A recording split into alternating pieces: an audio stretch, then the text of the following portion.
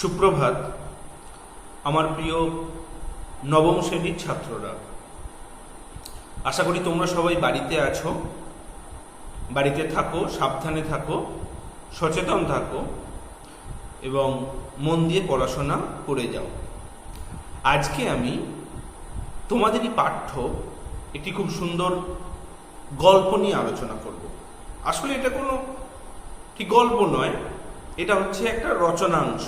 একটু ভালো করে বললে এটা হচ্ছে একটা উপন্যাসের একটি অংশ। আমরা আজকে আমাদের পাঠ্য হিসাবে পেয়েছি ওই অংশটুকুকে। আসলে এটি একটি বড় উপন্যাস। তো এই প্রধান বিষয়ে যাওয়ার আগে একটা কথা বলি। কথাটা হচ্ছে,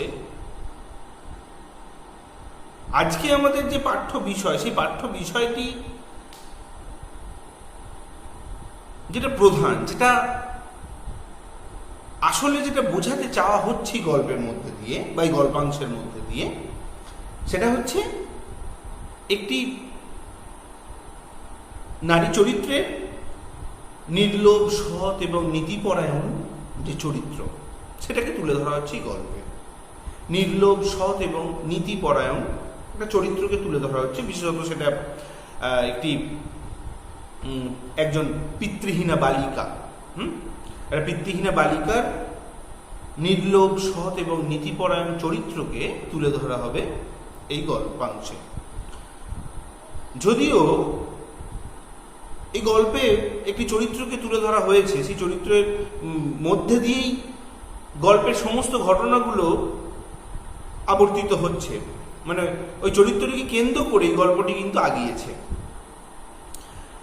তবু এর পাশাপাশি আমরা শুধু চরিত্রটি নয়, তার পাশাপাশি যে সমস্ত চরিত্রগুলো, এই পিতৃহীনা বালিকার যে তার পাশাপাশি যে চরিত্র, যেমন তার মা, তার বিধবা মা, তার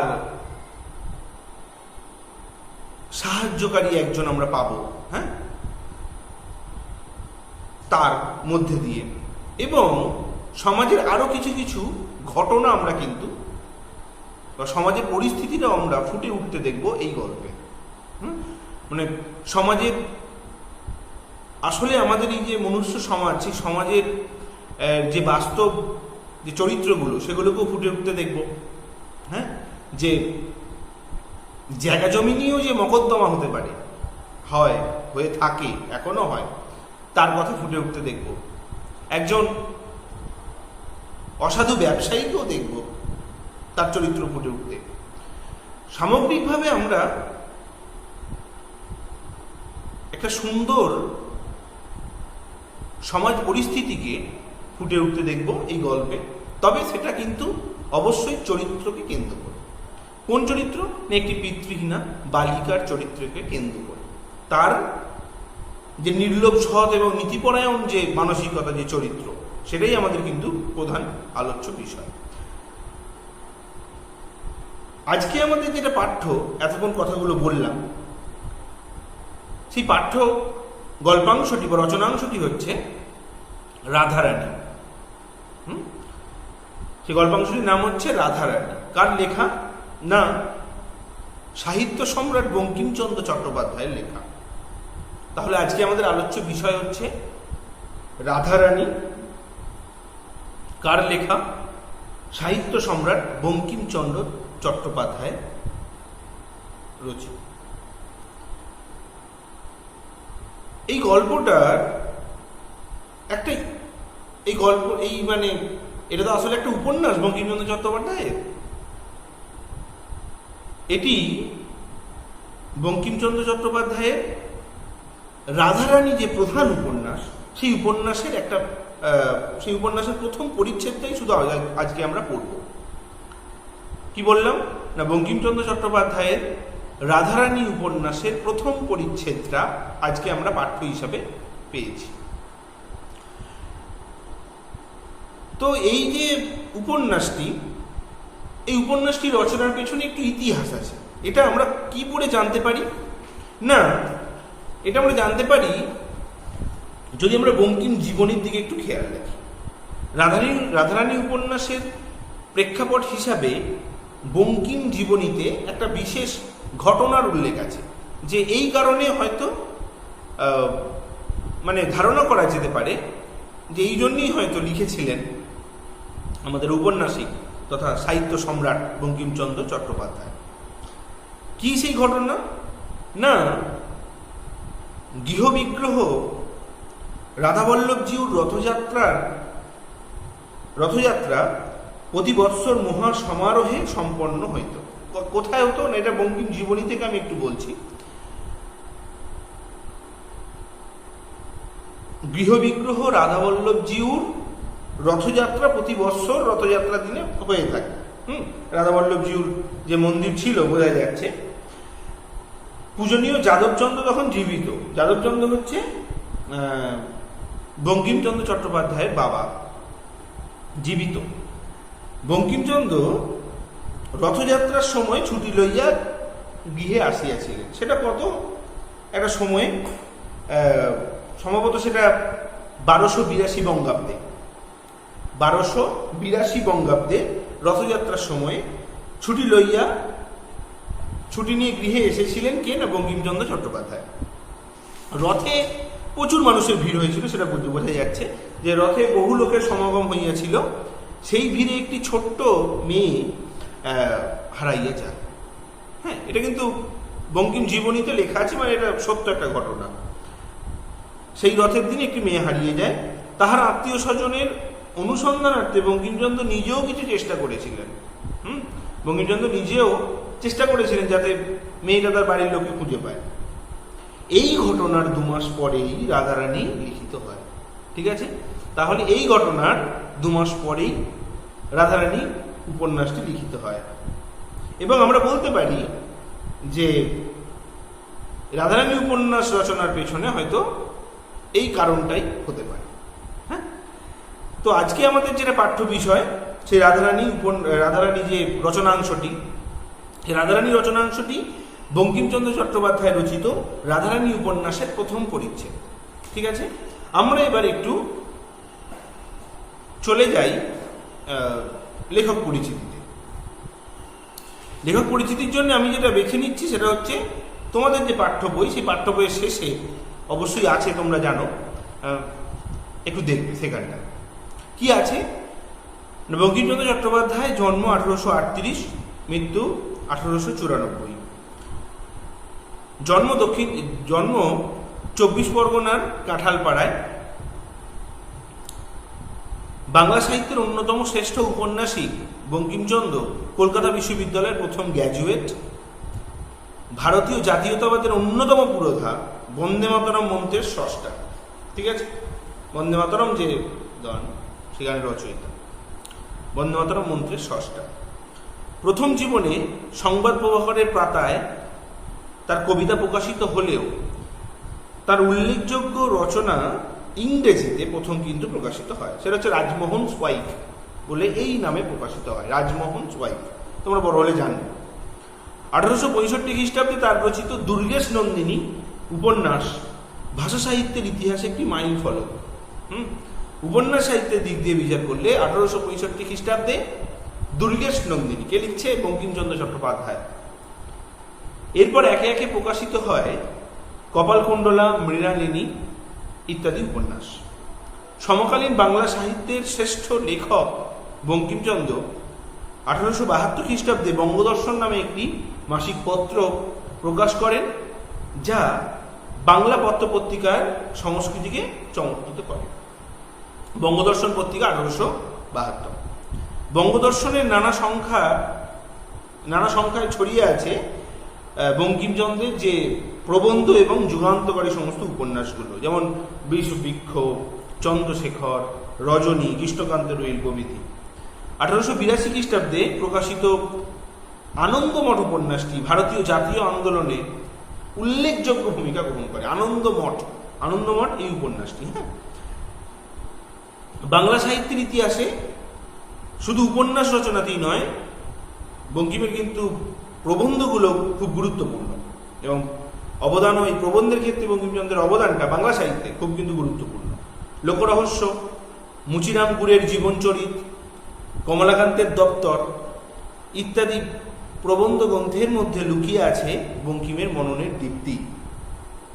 আর কি আছে না তীব্র ব্যঙ্গবোধ আছে, ইতিহাস, সমাজ চেতনা, আবেগ এবং কৌতুক প্রবণতাও আছে। হ্যাঁ, এগুলো তোমরা একটু পড়লেই জানতে পারবে। এগুলো আমি ডিটেলসে আলোচনা করছি না, আমি শুধু জাস্ট তোমাদের সামনে একটু বলে যাচ্ছি, তোমরা একটু ফলো করে নেবে। বাংলা সাহিত্যে আধুনিক সমালোচনার ধারাতেও তিনি প্রথম-দ্রষ্টাদের মধ্যে অন্যতম।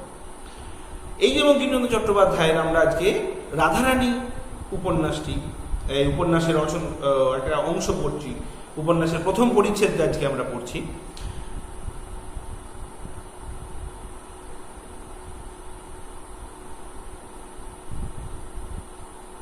দেখো, এবার আমি সরাসরি চলে আসছি একবারে।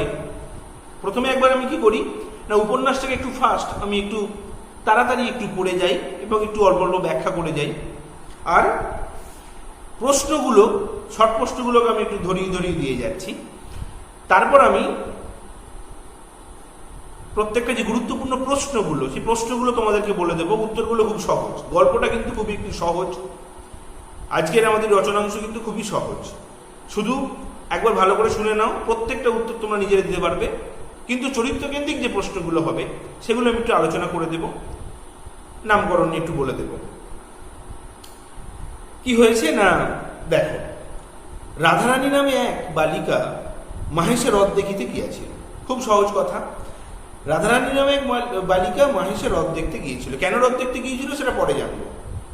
হ্রদ দেখার কারণটা কিন্তু আনন্দে হ্রদ আসছে বলে যাওয়া কিন্তু নয়, কারণটা অন্য। এখানে একটা শব্দ আমরা পেয়ে গেছি, মাহেশ। মাহেশ হচ্ছে হুগলি জেলার শ্রীরামপুরের কাছে অবস্থিত। ভারতের দ্বিতীয় প্রাচীনতম রথযাত্রার কারণে মাহেশের কিন্তু খ্যাতি আছে।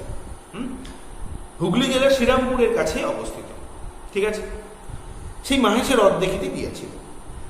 বালিকার বয়স 11 পূর্ণ হয় নাই, তাহলে বালিকাটির বয়স 11 পূর্ণ হয় নাই। তাহাদিগের অবস্থা পূর্বে ভালো ছিল, বড় মানুষের মেয়ে। তাহলে এবার দেখো, যার আজকে আমরা এই গল্প বা এই যে রচনাংশটি পড়ছি, তিনি কিন্তু গল্প বলতে অত্যন্ত দক্ষ একজন ঔপন্যাসিক বা লেখক, বঙ্কিমচন্দ্র। কারণ বঙ্কিমচন্দ্রের যে গল্প বলার ধরন, সেই গল্প বলার ধরন তোমরা পরে বুঝতে পারবে যে সত্যি এইভাবে একটা গল্পকে যে আগানো যায়, এত সুন্দরভাবে উপস্থাপন ভঙ্গি তোমরা দেখতে পাবে। দেখো কিভাবে তিনি আগাচ্ছেন। এবার তাহাদিগের অবস্থা পূর্বে ভালো ছিল, বড় মানুষের মেয়ে।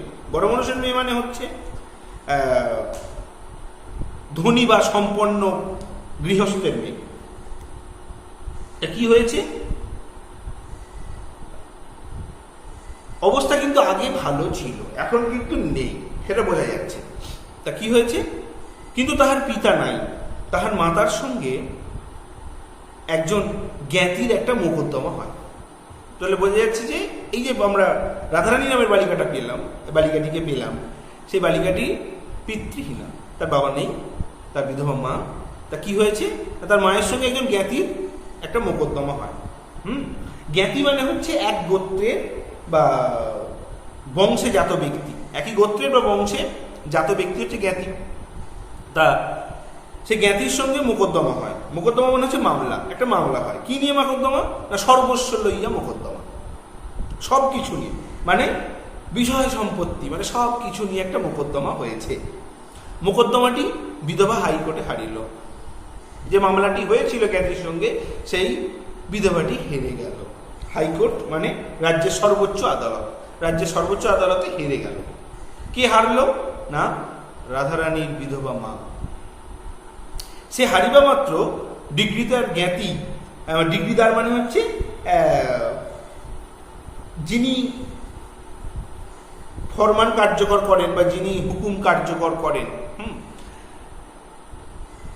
জ্ঞাতি কি করলো না, ডিগ্রি জারি করিয়া, ডিগ্রি মানে হচ্ছে আদালতের হুকুম, ডিগ্রি মানে হচ্ছে আদালতের হুকুম, আদালতের হুকুম জারি মানে হচ্ছে প্রচার বা প্রয়োগ, জারি মানে হচ্ছে প্রয়োগ। প্রয়োগ করে কি করেছে না, প্রয়োগ করে ভদ্রাসন হইতে উহাদিগকে বাহির করিয়া দিল। ভদ্রাসন মানে নিশ্চয়ই বুঝতে পারছো, বসত বাটি বা বাস্তু ভিটা, তাদের যে তারা তো অবস্থা সম্পন্ন ঘর, বোঝাই গেছে, প্রথমেই বলে দিয়েছেন, সেই ঘর থেকে তাদেরকে বের করে দেওয়া হলো। কারণ হেরে গেছে যেহেতু সব কিছুই এখন ওর হয়ে গেছে, যে জ্ঞাতিটি মোকদ্দমা করেছিল তার ফলে বের করে দেওয়া হয়েছে। প্রায় 10 লক্ষ টাকার সম্পত্তি। খুব খেয়াল করবে, ছোট ছোট প্রশ্নগুলো কিন্তু পরীক্ষায় আসতে পারে। কত লক্ষ টাকার সম্পত্তি? প্রায় কথাটা কিন্তু খেয়াল রাখতে হবে, প্রায় 10 লক্ষ টাকার সম্পত্তি। ডিগ্রিদার সকলেই লইল। যে ডিগ্রিদার অর্থাৎ যিনি হুকুম বা ফরমান কার্যকর করেছেন তিনি সবই নিয়ে নিলেন। খরচা ও ওয়াসিলাত দিয়ে নগদ যাহা ছিল তাহাও গেল। ওয়াসিলাত মানে হচ্ছে ন্যায্য প্রাপ্ত সম্পত্তি পরের অধিকারে থাকার সময় তার আয় বা তার ক্ষতিপূরণ। কি বললাম না? ন্যায্য প্রাপ্ত সম্পত্তি পরের অধিকারে থাকার সময় তার আয় বা তার ক্ষতিপূরণটা হচ্ছে ওয়াসিলাত। তা খরচা এবং ওয়াসিলাত দিয়ে নগদ যাহা ছিল তাহাও গেল। কার গেল এটা? রাধারানীর বিধবা মায়ের, রাধারানী গেল। রাধারানীর মাতা অলঙ্কারাদি বিক্রয় করিয়া প্রিভি কাউন্সিলে একটা আপিল করিল। তাই হাইকোর্টে হেরেছে, তো কি আর করা যাবে? নিজের সমস্ত গয়না বিক্রি করে দিয়ে প্রিভি কাউন্সিল। প্রিভি কাউন্সিল মানে হচ্ছে মন্ত্রণালয়, বা বলতে পারি যে সর্বোচ্চ আপিল আদালত। সর্বোচ্চ আপিল আদালত, যদিও এটা 1949-এ এদেশ থেকে তার অবলুপ্তি ঘটে যায় প্রিভি কাউন্সিলে। তা প্রিভি কাউন্সিলে সেই সর্বোচ্চ আদালতে কি করা হয়েছে? একটা আপিল করেছে। কে? না রাধারানীর মা একটা আপিল করিল, কিন্তু আর আহারের সংস্থান রইল না। তাহলে দেখো, সমস্ত কিছু প্রায় 10 লক্ষ টাকা সম্পত্তি তো গেছেই,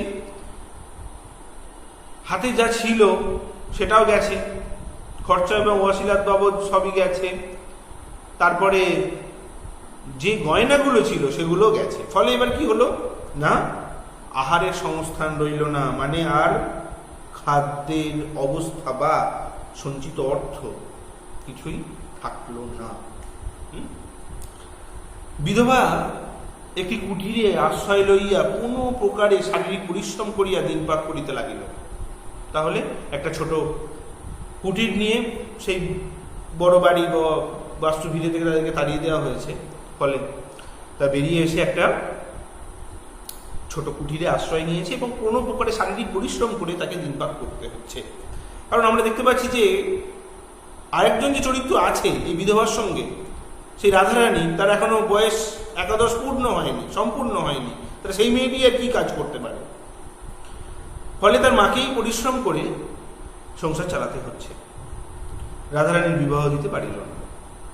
দেখো, এই রাধারানীর বিবাহ দিতে পারিল না, এই কথাটার মধ্যে দিয়ে কিন্তু একটা ইঙ্গিত আমরা পাচ্ছি যে সেই সময় হয়তো একটা 11 বর্ষীয় বালিকার বিবাহ দিতে না পারাটাকে, সেটাকে এখানে উল্লেখ করে দেওয়া হচ্ছে, মানে বোঝা যাচ্ছে যে সেই সময় সমাজে বাল্য বিবাহের প্রচলন ছিল। এটা কিন্তু আমরা ধরে নিতে পারি যে সেই সময় মেয়েদের এত কম বয়সেই বিয়ে হয়ে যেত।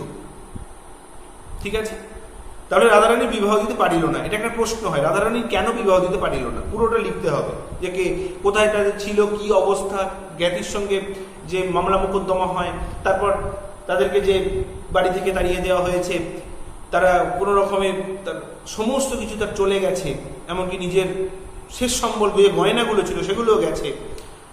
মানে ফলত একেবারে নিঃস্ব একজন মানুষ, সে আর কি করে তার মেয়ে বিয়ে দিতে পারে? একটা কুটিরে আশ্রয় নিয়ে আছে যে।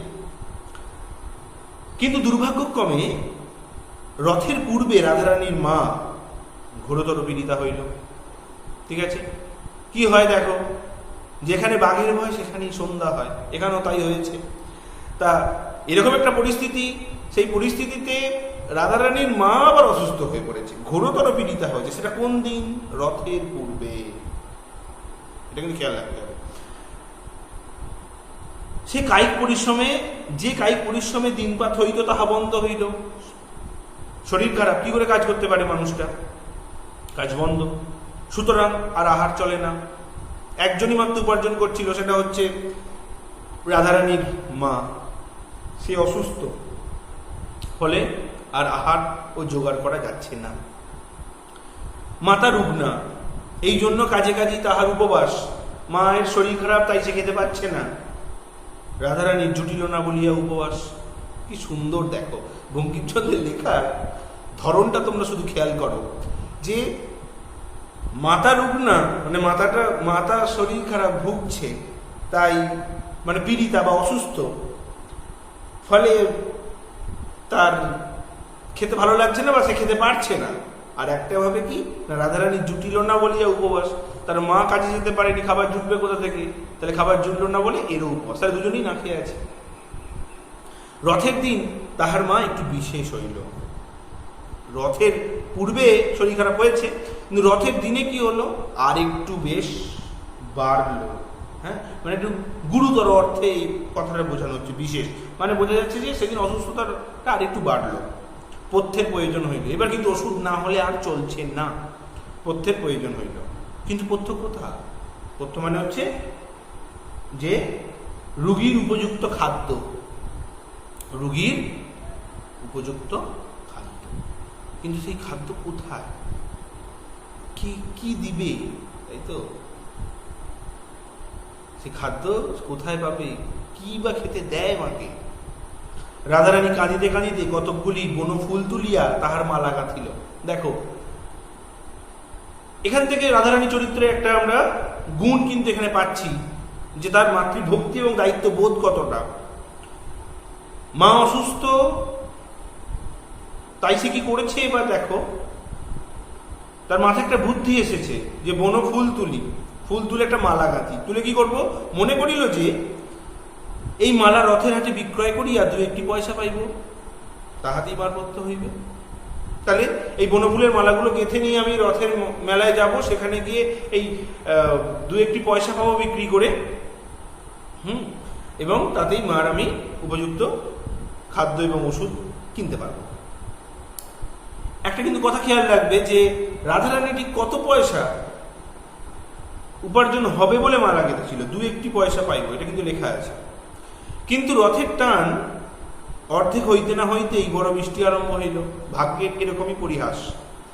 কি হয়েছে দেখো, যে রথের টান, রথ তো টেনে নিয়ে যাওয়া হয় একটা স্থান থেকে একটা স্থানে, সেই রথের টান শুরু হয়েছে, কিন্তু শেষ অর্ধেকটা যাওয়ার পরই, অর্ধেক হইতে না হতেই বৃষ্টি আরম্ভ হলো।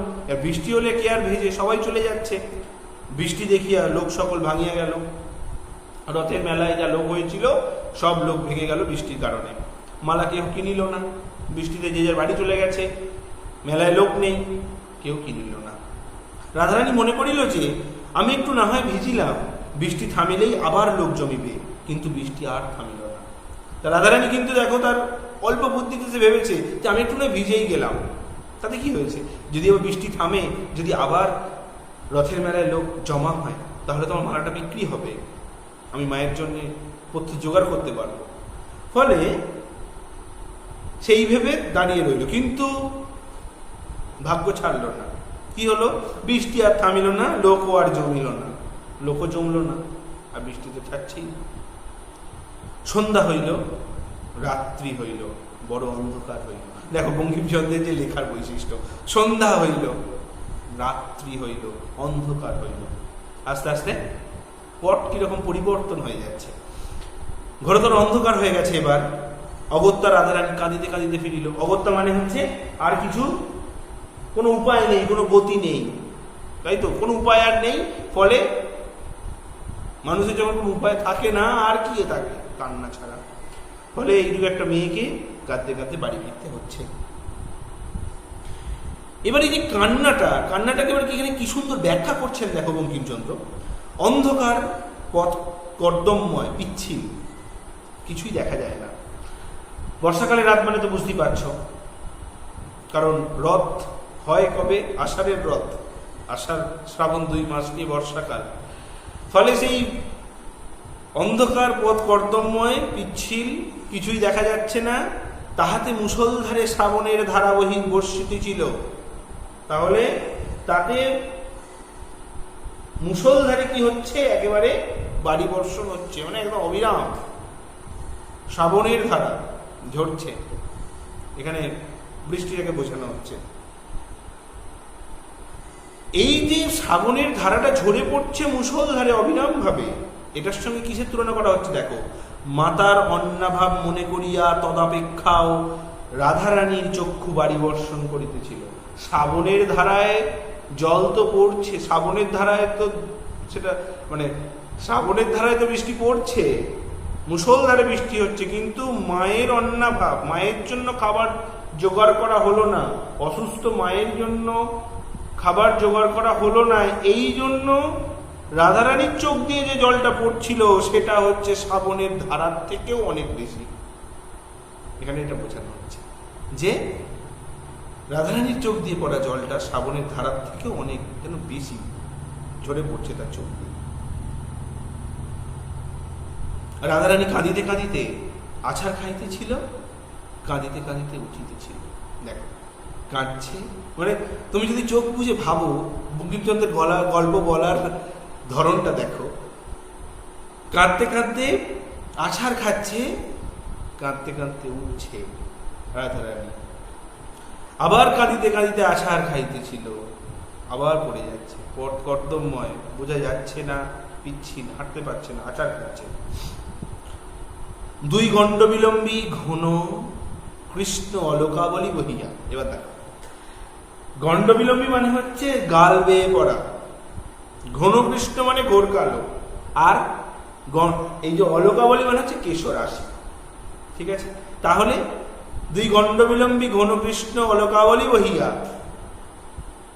তাহলে দুই গাল দিয়ে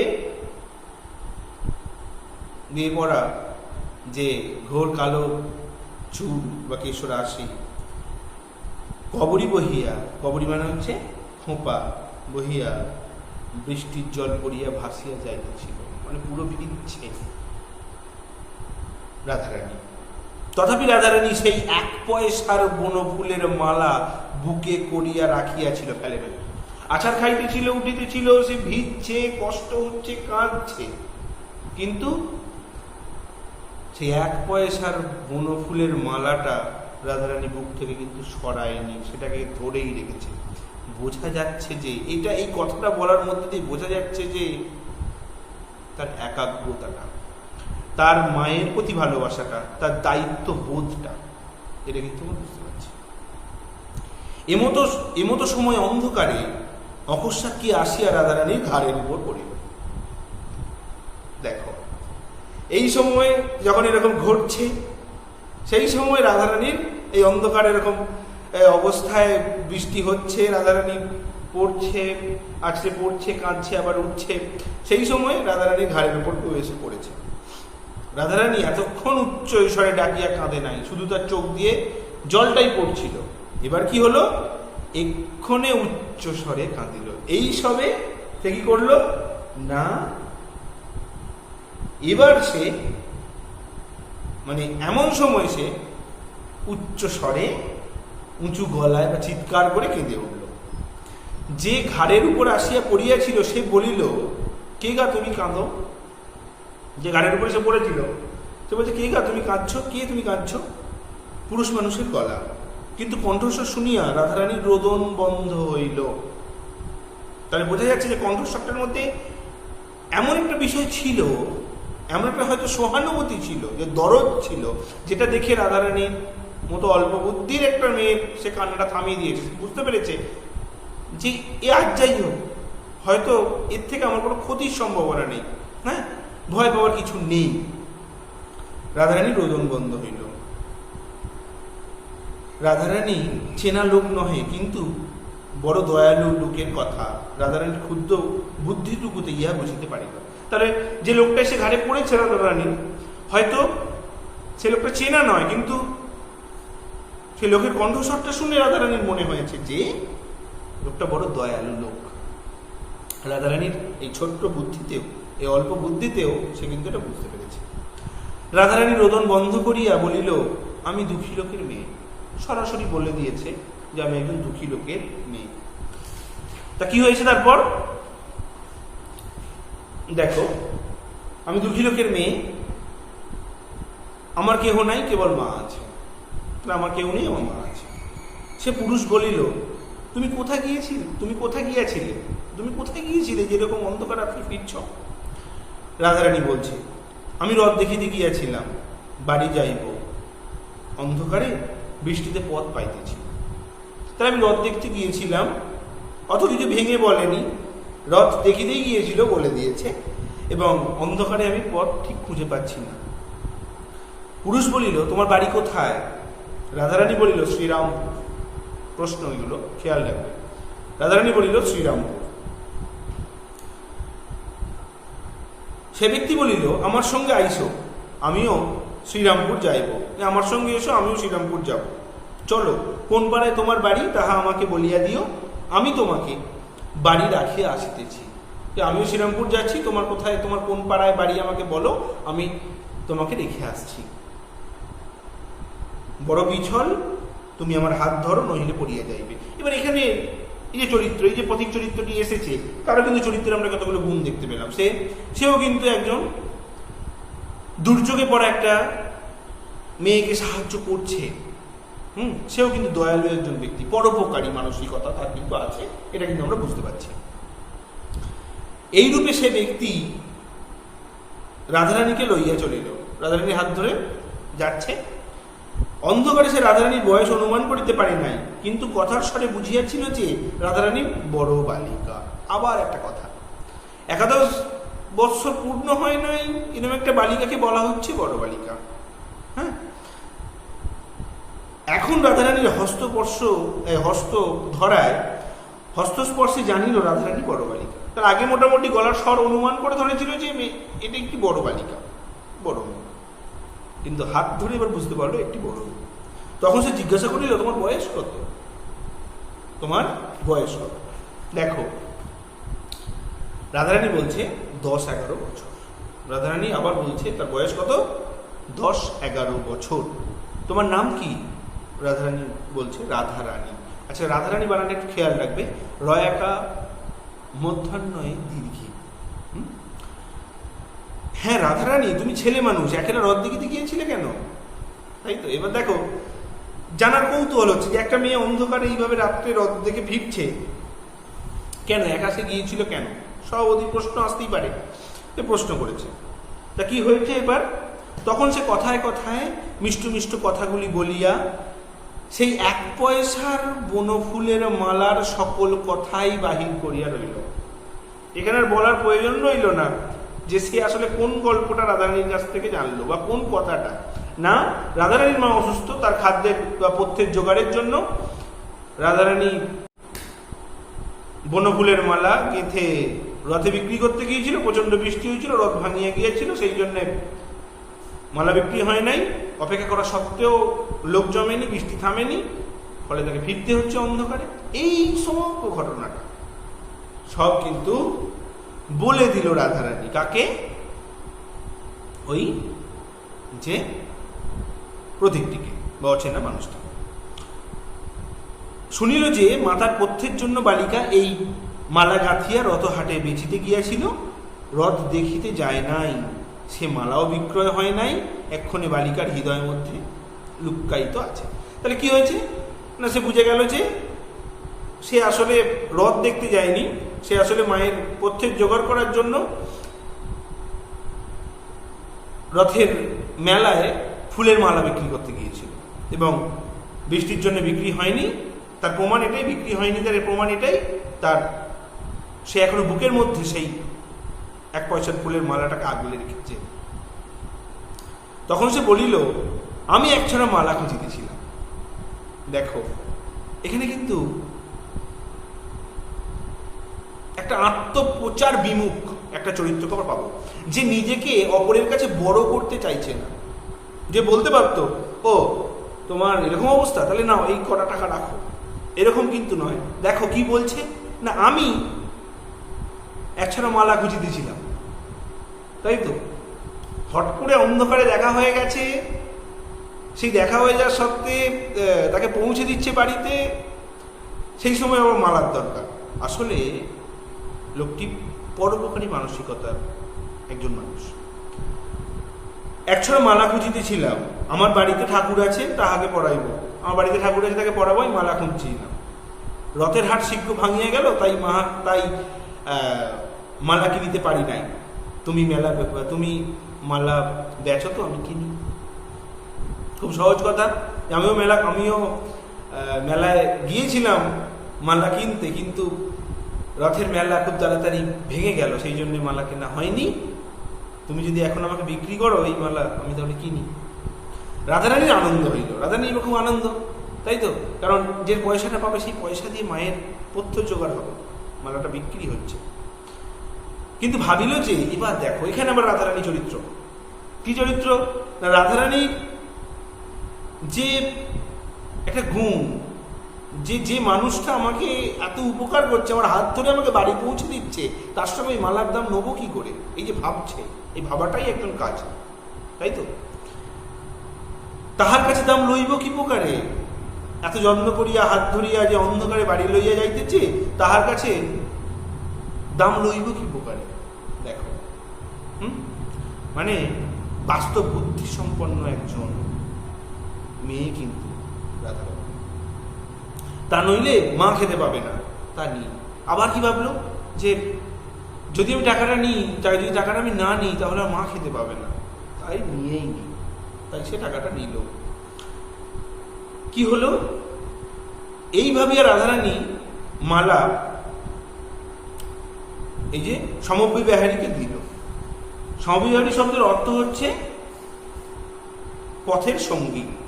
সমবিবাহিনীকে দিল মালাটা।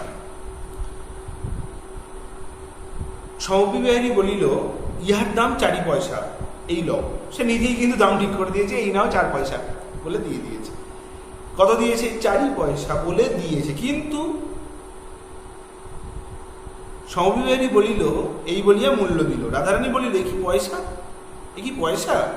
এই যে বড় বড় ঠেকছে, তাহলে তোর মনে হচ্ছে পয়সা নয়, এটা তো বড় বড় ঠেকছে আমার হাতে। তাহলে দেখো, যেটা দিলাম, যেটা আমাকে দিল, সেটা কত দিয়েছে, ভুল করে দিয়ে ফেলেছে, হয়তো বড় বড় ঠেকছে, মানে এই রে পয়সা আমাকে বোধহয় ভুল করে দিয়ে ফেলেছে, রেখে দি বাবা, যা দিয়েছে দিয়েছে। এটা কিন্তু নয়।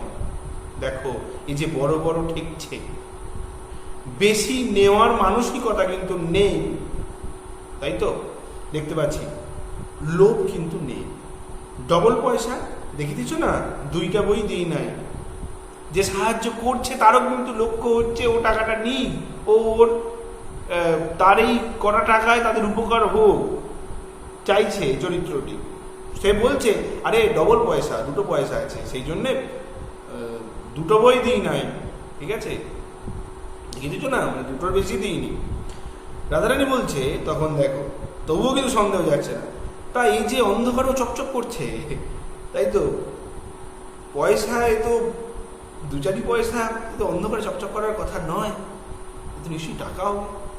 তা এটা চকচক করছে, তুমি ভুলে টাকা দাও নাই তো? তাহলে দেখো, তাকে বলে দিচ্ছে, সে রাধারানী বলে দিচ্ছে, বেশি নেওয়ার মানসিকতা, লোভ কিন্তু নেই, এতটাই সৎ সে। আমরা প্রথমেই বলেছি, একটা সৎ নীতিপরায়ণ এবং আদর্শ একটা চরিত্র আমরা পাবো এখানে। তা কি হয়েছে না, ভুলে টাকা দাও নাই তো, নতুন কলের পয়সা, তাই চকচক করছে। আবার প্রদীপ কি বলছে যে, আরে নতুন কলের পয়সা, তাই তো? একেবারে কলের পয়সা মানে হচ্ছে যন্ত্র দিয়ে তৈরি যে মুদ্রা, একেবারে নতুন কলের পয়সা, তাই চকচক করছে, ওটা পয়সাই, টাকা নয়। তা আচ্ছা, ঘরে গিয়ে প্রদীপ জেলে যদি দেখি যে পয়সা নয়, তখন ফিরাইয়ে দেবো। দেখেছো, এ টাকা হলে নিয়ে নেবো এটা কিন্তু নয়, সে বলেই দিচ্ছে আগে থেকে। আমি যদি ঘরে গিয়ে দেখি এটা টাকা নয়, তাহলে আমি কিন্তু ফিরিয়ে দেব। তোমাকে সেখানে একটু দাঁড়াইতে হইবে, তোমাকে আমাদের বাড়িতে একটু দাঁড়াতে হবে। আমি ঘরে গিয়ে প্রদীপ জেলে দেখবো, যদি এটা পয়সা হয় তাহলে নেব, টাকা হলে কিন্তু আমি ফিরিয়ে দেব। নির্লোভ মানসিকতার পরিচয়। কিছু পরে তাহারা রাধারানীর মার কুটির দ্বারে আসিয়া উপস্থিত হইল। কিছুক্ষণ পরেই রাধারানী বাড়ির সামনে এসে গেছে। সেখানে গিয়ে রাধারানী বলিল, তুমি ঘরে আসিয়া দাঁড়াও, আমরা আলো জ্বালিয়া দেখি টাকা কি পয়সা। তুমি ঘরে এসে দাঁড়াও, আমি আগে আলো জ্বালিয়ে দেখি টাকা কি পয়সা। সঙ্গী বলিল, আমি বাইরেই দাঁড়াইয়া আছি, তুমি আগে ভিজা কাপড় ছাড়ো, তারপর প্রদীপ জ্বালিও। তাই তো, পুরো কাপড় ভিজে গেছে, এইভাবে ভিজে কাপড় পরে থাকলে শরীর খারাপ হবে, তাহলে তুমি আগে ভিজে কাপড়টা ছাড়ো, তারপর প্রদীপ জ্বেলে তারপর তুমি দেখো। রাধারানী বলিল, আমার আর কাপড় নাই, একখানি ছিল তাহা কাছিয়া দিয়েছি। তাহলে আমার কাপড় নেই, কি করিব? একটা যেটা ছিল সেটাকে কেচে দেওয়া হয়েছে, ধুয়ে দেওয়া হয়েছে। তা আমি ভিজে কাপড়ে সর্বদা থাকি, আমার ব্যামো হয় না। আমি ভিজে কাপড়ে থাকতে পারি, আমার শরীর খারাপ হয় না, অসুখ হয় না। আঁচলটা নিংড়াইয়া পরিব, এখন আঁচলের দিকটা নিংড়ে নিয়ে পরব। তুমি দাঁড়াও, আমি আলো জ্বালি। ওটা কিন্তু রাধারানী ভোলেনি, যাচাই করবে পয়সা না টাকা, আগে আলো জ্বালি। আচ্ছা, কে বলল? সঙ্গী। ঘরে তৈল ছিল না, সুতরাং চালের খড় পাড়িয়া চকমকি ঠুকিয়া আগুন জ্বালিতে হইল। দেখতে পাচ্ছ, বকির করে কিন্তু ফাঁক রাখবেন না। ঘরে খাওয়ার পয়সা নিয়ে তেল কোথা থেকে এলো? তাই তো ভাবতেই পারো তোমরা। ফলে দেখো, চাল থেকে খড় নেওয়া হয়েছে, ভেতর দিক থেকে নেওয়া হচ্ছে, সেই চাল নিয়ে এই ঘর থেকে খড় নেওয়া হচ্ছে, ভুল বললাম, ঘর থেকে চাল থেকে খড় নিয়ে চকমকি পাথর, যে পাথর আগুন জ্বালাতে ব্যবহার করা হয়, যে পাথর, সেই পাথরটুকে আগুন জ্বালানো হচ্ছে। তা চকমকি ঢুকিয়ে আগুন জ্বালিতে হইল। আগুন জ্বলিলে কাজে কাজে একটু বিলম্ব হইল। একটু দেরি হলো কেন না, চকমকি পাথরটা টুকিয়ে আগুন জ্বালাতে হচ্ছে, তো খড় ধরাতে হচ্ছে। আলো জ্বালিয়ে রাধারানী দেখিল টাকা বটে, পয়সা নহে। সত্যি তো রাধারানীর আন্দাজ দেখেছিল, এ তো পয়সা নয়, তো টাকা। তখন রাধারানী বাহিরে আসিয়া তল্লাশ করিয়া দেখিল যে টাকা দিয়েছে সে নাই চলিয়া গিয়েছে। তাহলে বোঝা যাচ্ছে যে টাকা দিয়েছিল সেই সঙ্গী, যে তাকে বাড়ি পৌঁছে দিয়েছে, তার উদ্দেশ্য ছিল তাদেরকে সাহায্য করা, তাদের উপকার করা।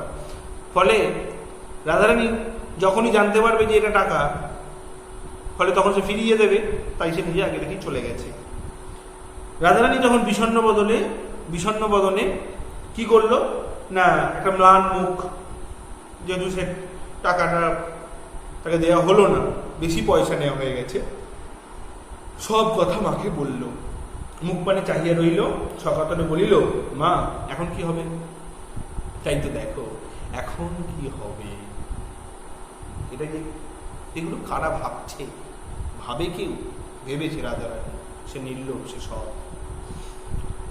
দুটো টাকা বেশি দেওয়া হয়ে গেছে, সেটা ফেরত দেওয়া হলো না বলে সে ভাবতে শুরু করেছে এখন কি হবে। মা বলিল, কি হবে বাছা?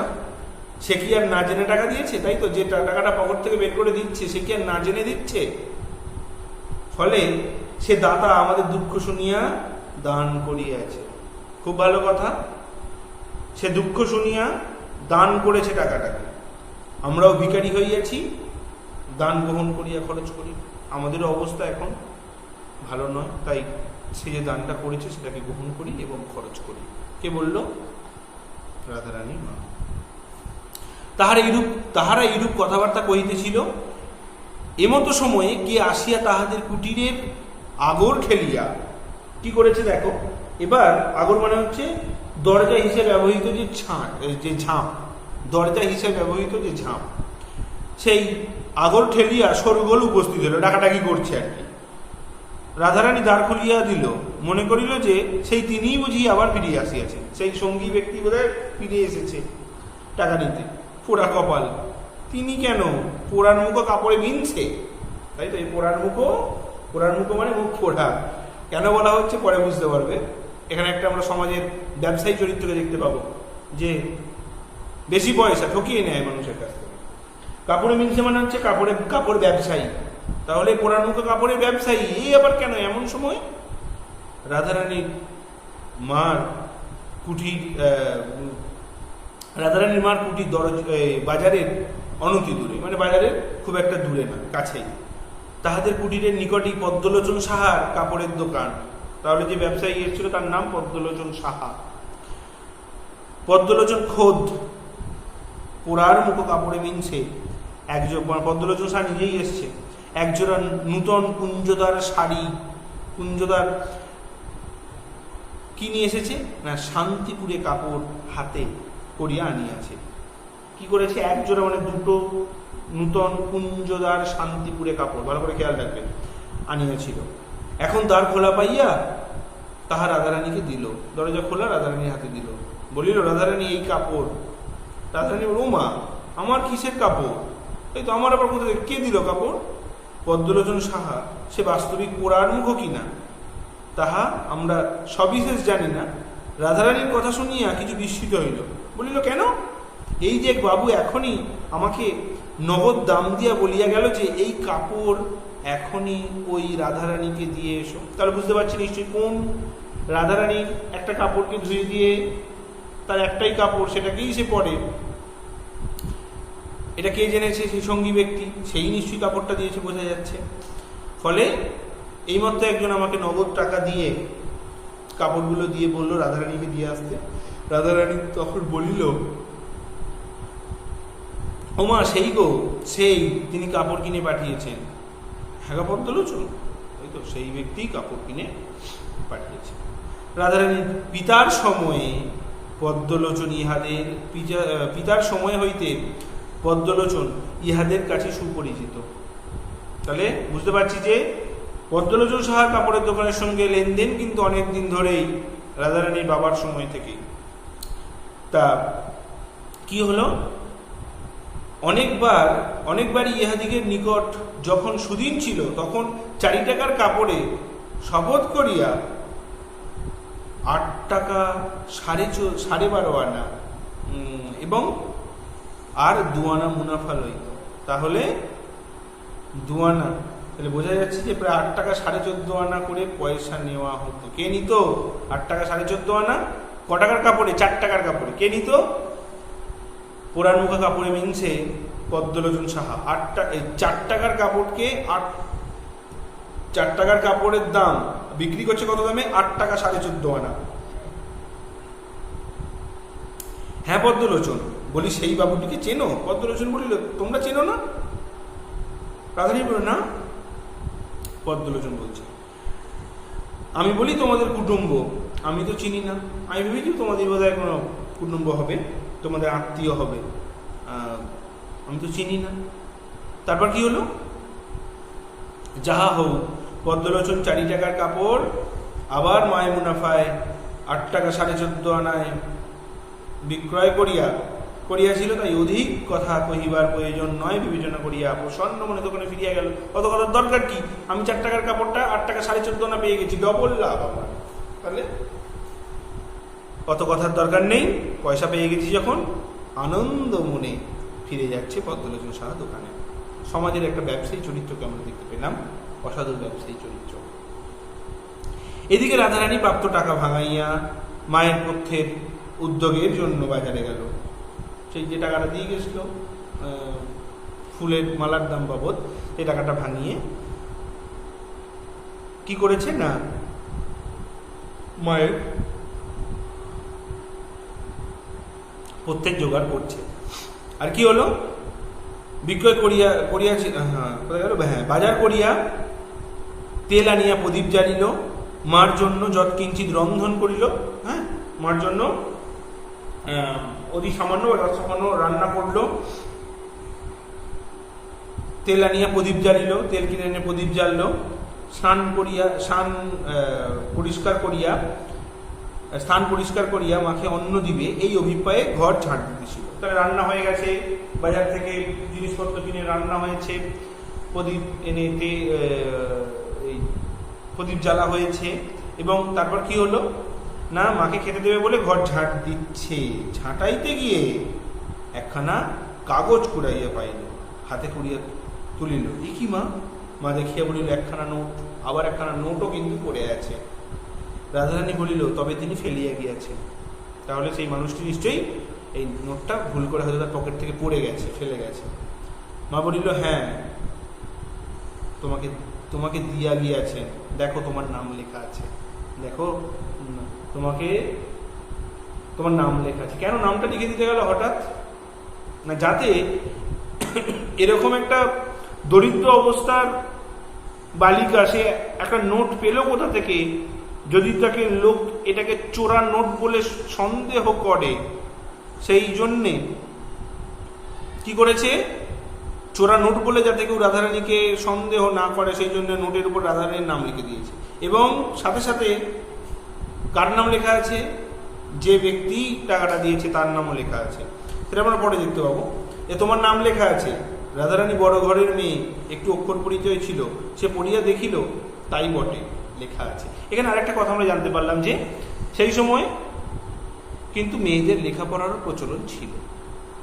আমরা গল্পের যে যে সময়কালের কথা জানতে পারি, 1875 1876 যে সময়কাল, সেই সময়ে মেয়েদের লেখাপড়ার কিন্তু অধিকার ছিল, লেখাপড়া তারা করছে। বড় ঘরের মেয়ে, সেই জন্য একটু অক্ষর পরিচয় ছিল। এবার স্বভাবতই সে একটু বড় ঘরের মেয়ে ছিল, সেই জন্য লেখাপড়ার সুযোগটা পেয়েছিল, ফলে অক্ষর পরিচয় ছিল এবং সে পড়ে দেখলো যে হ্যাঁ সত্যি তো তার নাম লেখা আছে। রাধারানী বলিল, হ্যাঁ মা, এমন লোক কি মা? তাই তো, সত্যি এরকম লোক কি যে টাকাটা এত উপকার করে গেল, ফুলের মালার দাম বাবদ এত টাকা দিয়েছে, কাপড় কিনে দিল, আবার এত টাকা দিয়ে গেল, এমন লোক কি? মা বলিল, তাহার নামও নোটে লেখা আছে, পাছে কেউ চোরা নোট বলে, এই জন্য নাম লিখিয়া দিয়া গিয়েছে। পাছে কেউ এটাকে চোরা নোট বলে, মানে বোঝা যাচ্ছে যে পাছে এটাকে কেউ চোরা নোট বলে, সেই জন্য কি হয়েছে দেখো,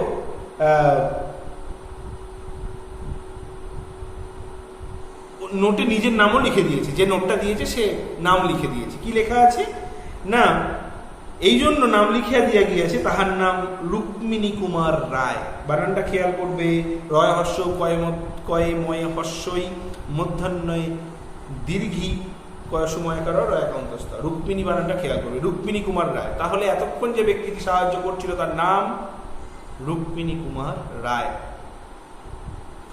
পরদিন মাতায় কন্যায় রুক্মিণী রায়ের অনেক সন্ধান করিল।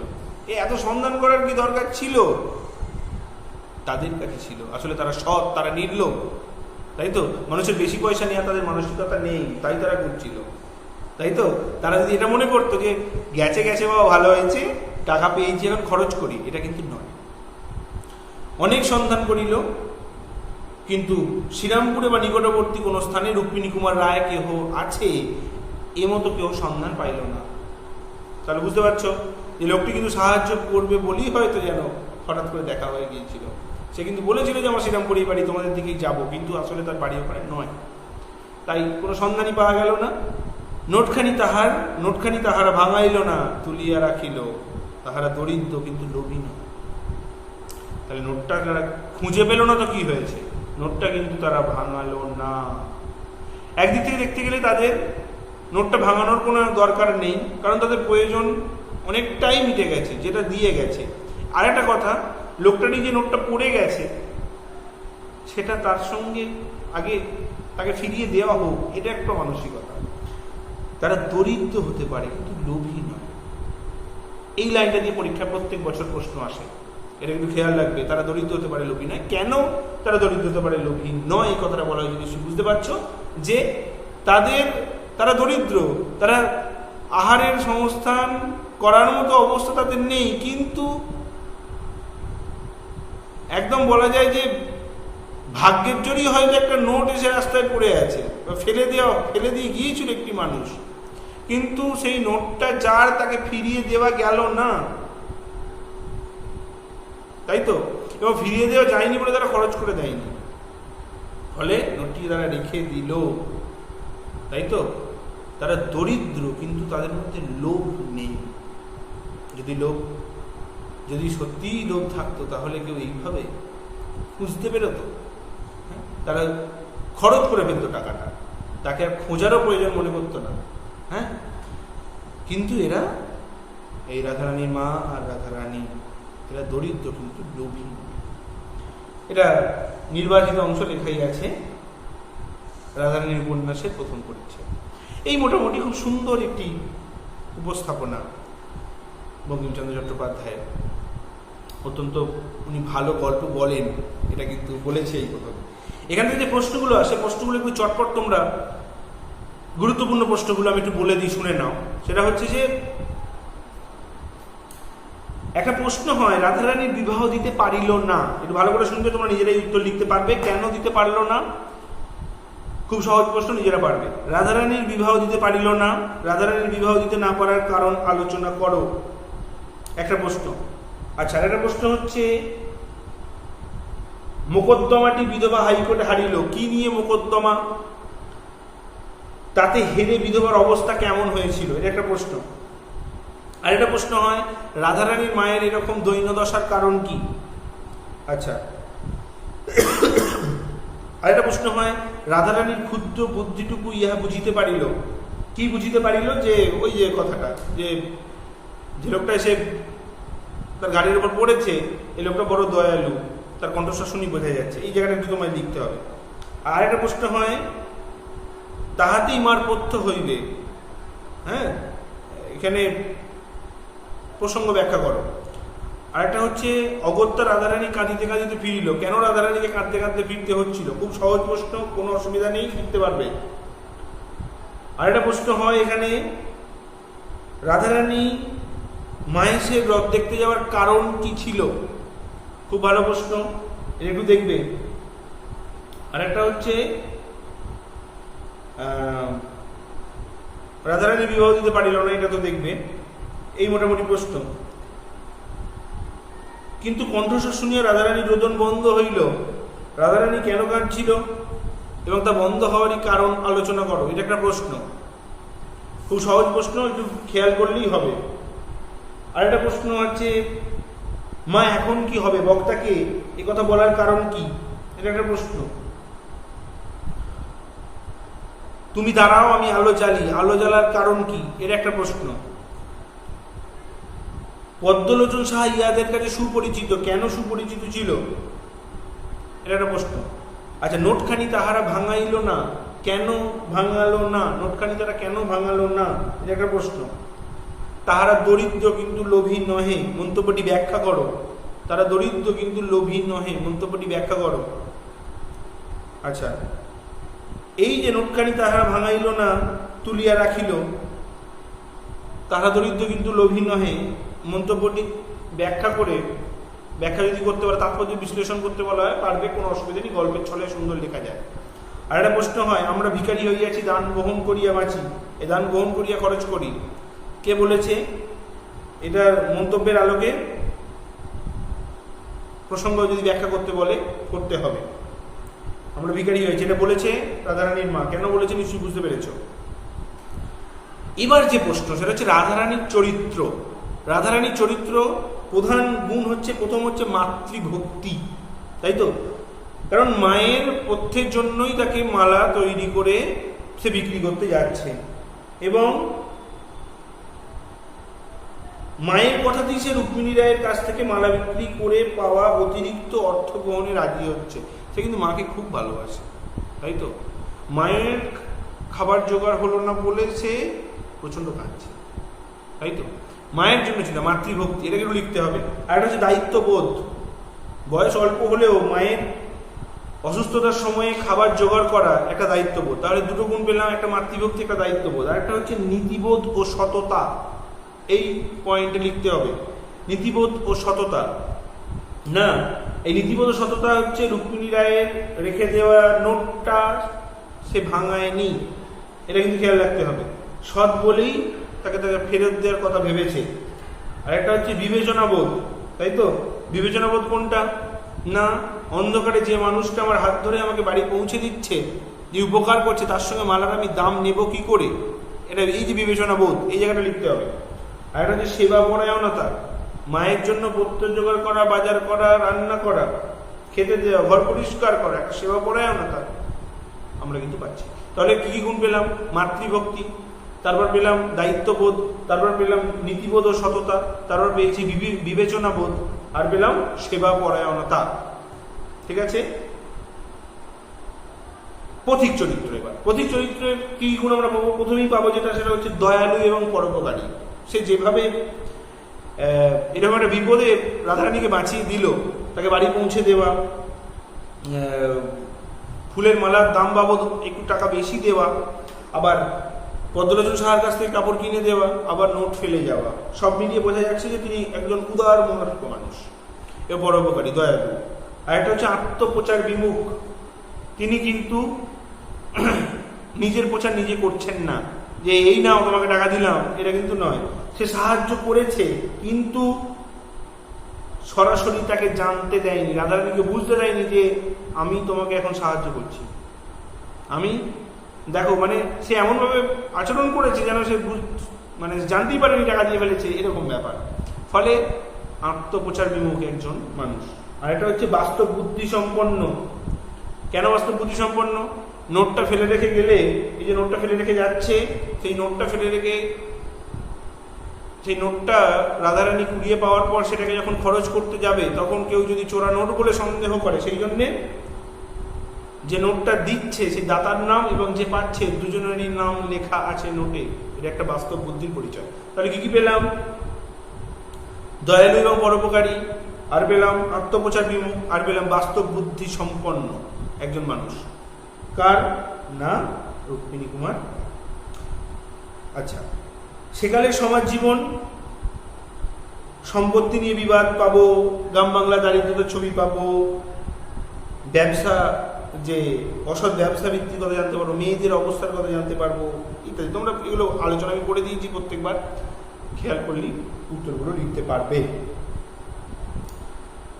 আর রাধারানীর সঙ্গে এই যে পথিক চরিত্র যেভাবে সাহায্যগুলো হয়েছে, সেটা হচ্ছে প্রথম যে সাহায্যটা সেটা হচ্ছে যে তাকে পথ দেখিয়ে বাড়ি নিয়ে যাওয়া, পথ প্রদর্শন এবং নিরাপত্তা দান করেছে কে? পথিকটি। আচ্ছা, অর্থ সাহায্য করেছে আর বস্ত্র সাহায্য করেছে। 3 রকমের সাহায্য আমরা পাচ্ছি। এই মোটামুটি প্রশ্ন। রাধারানী চরিত্র একটু ভালো করে তোমরা দেখবে, কোনো অসুবিধা নেই। হ্যাঁ,